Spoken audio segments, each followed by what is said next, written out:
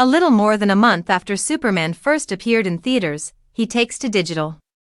Last month, James Gunn's DCU's first cinematic release, Superman, appeared in theaters and seemed to spark a fresh surge of optimism and punk rock.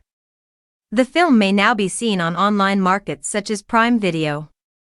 James Gunn had his own motives for releasing Superman on VOD as soon as possible, so the quick turnaround isn't exactly a sign of weak box office results.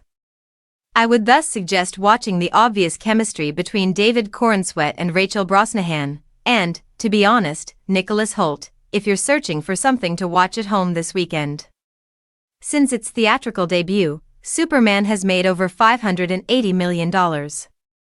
It was the largest opening weekend of any Superman film, even if it may not be as high as, say, the MCU releases in the middle of 2010. Not to be outdone by Fantastic Four, it is presently the highest-grossing superhero film of 2025. Director and DCU chief James Gunn used social media to encourage prospective audiences to see the DCU movie in theaters as soon as possible before it was made available digitally. Since then, Gunn has reassured viewers that he has justifications for the swift switch to digital that go beyond the box office. Specifically, Peacemaker.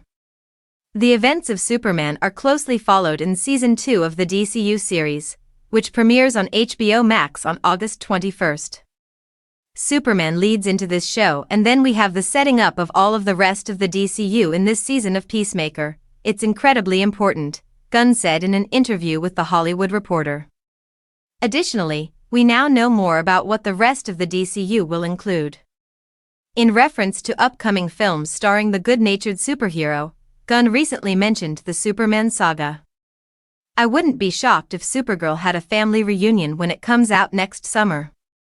In relation to that, Superman will soon be accessible for streaming on HBO Max.